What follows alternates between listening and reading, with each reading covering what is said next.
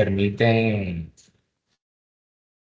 la plataforma permite almacenar esta grabación. Entonces, muy buenos días, estimados estudiantes, deseando que se encuentren muy bien. Entonces, bueno, como les venía informando, pues ustedes hacen parte de la rama triple E. Vamos a trabajar específicamente el área de robótica y qué bueno que estén aquí. Entonces, digamos, dentro del siguiente paso, estamos atentos para impartir unas actividades enfocadas en robótica. Como les comentaba, pues esa capacitación se va a gestionar de manera unificada, nacional, para que pueda ser replicada en cada uno de los centros y se pueda promover precisamente ese camino para poder empezar a trabajar con el tema de robótica y poder empezar a consolidar pues ese mecanismo, ese rol para proyectarnos pues para octubre. Entonces, bueno, entonces con respecto a la herramienta de FlickrCAD que ya hemos venido avanzando, entonces es importante, muchachos, que ustedes se registren con el correo institucional, el correo personal. Recuerden que una vez que ustedes están en el registro, pues acá en la parte superior nos aparece la opción de generar un nuevo diseño.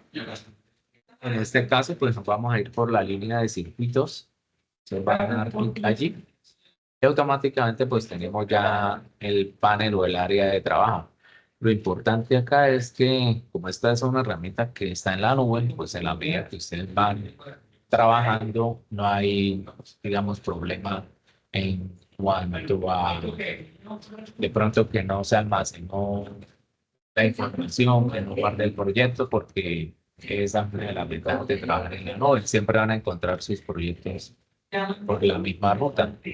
Entonces, si ustedes recuerdan el encuentro anterior, empezamos a identificar precisamente el protoboard y incluso lo pudimos observar el día de ayer. Estuvimos en el laboratorio y efectivamente hay unos protoboard que aquí en la mitad realizan corte, o sea, esta línea no es continua, entonces ayer ustedes se dieron cuenta que les tocaba hacer un puente para poder conectar el extremo izquierdo con el derecho para que tengan la misma línea o el mismo nodo. Entonces, eso muy presente en cuanto a ya tener un protoboard físico. Hay otros protoboard que ya vienen cableados con el mismo nodo, entonces no hay ninguna novedad.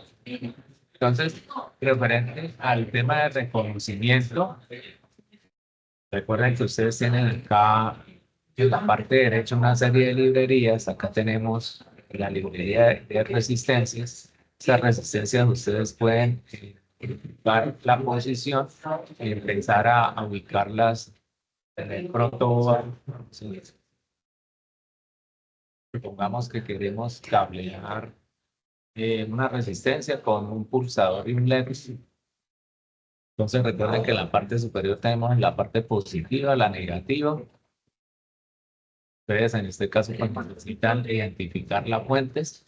Una de ellas podría ser trabajar con esta batería. Esto ya no es una pila, sino una batería porque tiene más de 2.8 voltios. Entonces tenemos la opción de ya sea una batería o si ustedes verifican con más detalle acá en la parte derecha superior, aquí podemos decirle que muestre los componentes básicos, pero también todos los componentes. Cuando le damos clic allí, entonces observen que me despliego hacia abajo y por acá abajo aparecen otras fuentes. Entonces aquí tenemos una fuente de alimentación, pero también tenemos la posibilidad de colocar un generador. ¿Sí? Entonces, esos son algunos tipos de fuentes que podemos colocar. ¿Qué podemos hacer acá? Entonces, trabajar con los bordes y los extremos de cada uno de los protoboards y podemos configurar, en este caso, en la polaridad positiva o negativa. A mí me gusta darle clic al elemento y verificar si de pronto me da la opción de MIR porque esta opción de mirror observen que me cambia los bornes. Entonces, no todos los componentes permiten hacer esa acción. Entonces, acá tenemos ya el borne positivo porque también es mucho más fácil identificarlo y conectarlo. Y acá entonces es negativo. Bueno, entonces, ¿qué quiere decir? Que ya tenemos la línea, la parte superior, toda la pila conectada con 9 voltios y en la parte inferior 0 voltios. Listo, entonces vamos a identificar el LED. En este caso, pues ya tenemos acá nuestro LED. Este LED también lo pueden ajustar. Observen que tenemos el cátodo al lado izquierdo y el lado derecho. Lo que pueden hacer es darle clic y le dan la opción de mirror. Después podemos cablearlo, entonces le damos clic, vamos hacia el ánodo y aquí ya podemos ir al el cátodo negativo y ahí podemos verificar pues si efectivamente el LED está funcionando. Entonces, ¿qué pasa? Hay diferentes tipos de dispositivos que nos permiten pues darle otras acciones al circuito. Entonces, como en el caso de, por ejemplo, este procesador. Entonces, en la medida que ustedes vayan identificando a uno de los componentes, pues simplemente lo que hacen es seleccionar el sistema y lo inyectamos. Entonces, ¿qué pasa acá? Vamos a cablear, vamos a cablear el cátodo hacia el borne del terminal, en este caso el 1B, pero el otro terminal que es el 1B, podríamos, vamos a ver, vamos a cablearlo directamente, hacia la línea negativa. Tenemos aquí la pila, donde tenemos el terminal. Entonces, ¿cómo funciona este pulsador? Realmente este se llama un pulsador normalmente abierto. ¿Y cómo funciona? Ya que no hay clic, observen que cierra el circuito y permite el flujo de corriente. Entonces, esta es la función del pulsador. Existen también otras opciones que ya habíamos nosotros anteriormente. El tema de la fuente de alimentación, entonces recuerden que si no quiero una batería, puedo utilizar también una fuente de alimentación convencional. Entonces, terminal positivo.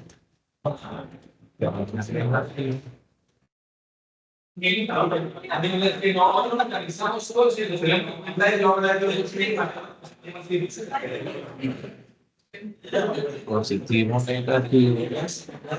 Y aquí lo importante es verificar efectivamente el voltaje de la fuente de alimentación. En este caso, pues, esta fuente de alimentación me permite realizar un ajuste. Entonces, desde aproximadamente 5 voltios, pues ya está cambiando el instrumento.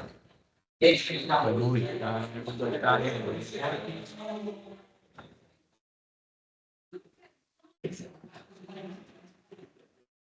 que ahí tenemos el funcionamiento. Esta es un tipo de fuente. Y también tenemos la Profe, posibilidad, señor. profe, esa fuente de alimentación es independiente de la batería de 9 voltios. Sí, sí, no, esta no tiene, esta ya desaparece. Esta es muy similar a una fuente como la que tenemos en el laboratorio. Entonces, esa fuente, Ah, ok, profe, sí, sí, me había confundido por la batería. sí, no tiene nada que ver con con la batería, entonces observe que ahí estamos enviando 10 voltios y con este pulsador pues lo activamos, incluso tiene ahí como un botoncito de prender y apagar para hacerlo como muy real. Entonces, ahí estamos manipulando esa fuente. La ventaja es que usted puede colocar la máxima, creo que es hasta 30. Sí, hasta 30. Entonces, esa es el voltaje que podemos generar. Si yo le coloco 30 voltios, pues obviamente mire que acá en el LED Pues el software es muy didáctico, indica una advertencia. Incluso si usted no usa las protecciones, se quema. Esa es una opción, esa fuente, pero también tenemos otra opción que es el generador de funciones. Claro que se utiliza ya más para el tema de filtros. Entonces observen que la diferencia con esta fuente es que esta fuente envía unas señales periódicas, puede ser una señal cuadrada, una señal seno, una señal triángulo. Entonces, si yo, por ejemplo, pongo una señal cuadrada, entonces, ¿cuál es la diferencia con estas señales? Son periódicos y la señal que pusimos ahorita con la otra fuente se llama señal continua. Entonces, con esta fuente periódica, vamos a colocar una frecuencia de 1 Hz, una amplitud de 5. Y bueno, acá de pronto para ver el tema de la frecuencia, sería bueno quitar este pulsador. Y porque es una señal periódica, porque se repite un patrón durante un tiempo determinado. Entonces, en este caso estamos enviando una señal tipo cuadrada de 1 Hz y a una amplitud de 5. También digamos acá en este software tenemos la opción de osciloscopio. Vamos a ver si lo podemos realizar.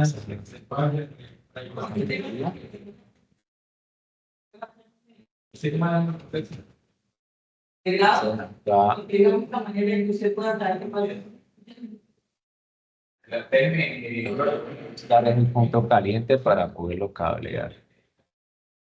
Entonces observen que efectivamente pues ahí ya nos muestra una señal tipo periódica y este tipo cuadrado.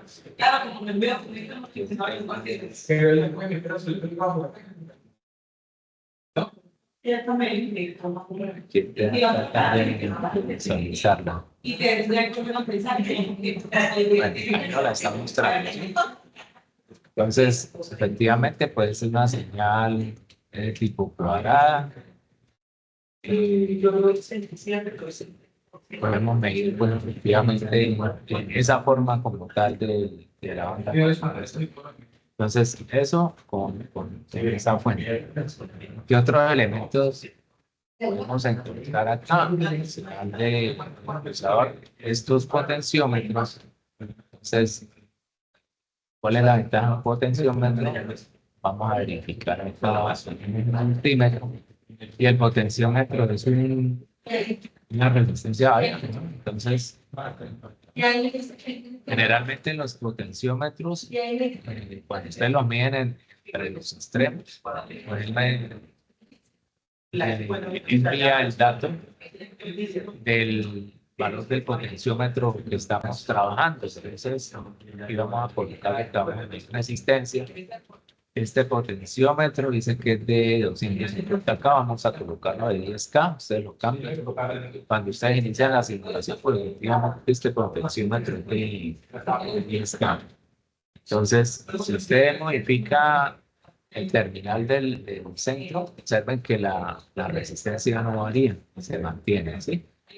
Pero si ustedes, por ejemplo, conectan este terminal del centro a mi punto negativo, observan que el tensiómetro empieza a hacer una variación que va desde 0 hasta, en este caso, son 10K. Entonces, de esa forma funcionan los potenciómetros.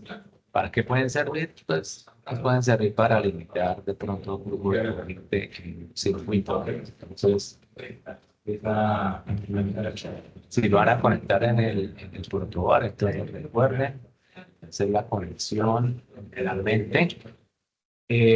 Vamos a dejar esto. Generalmente uno de los terminales se va a ir al terminal positivo.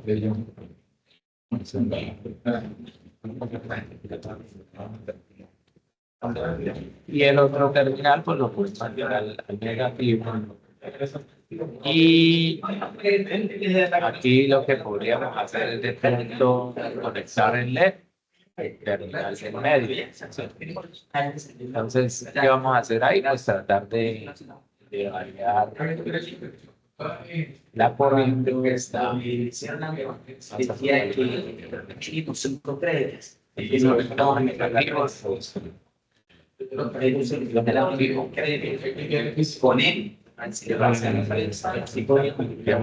voltios.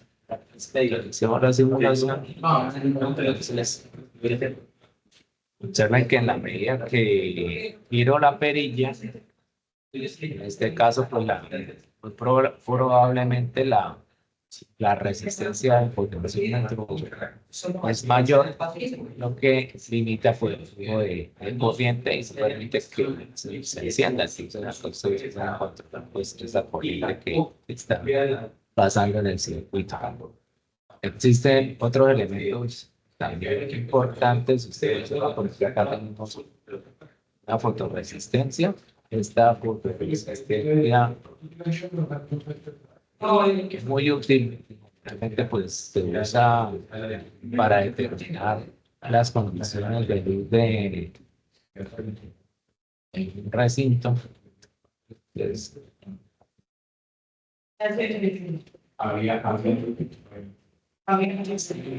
esta fotorresistencia, vamos a medirla. Aquí la opción de medidas en resistencia.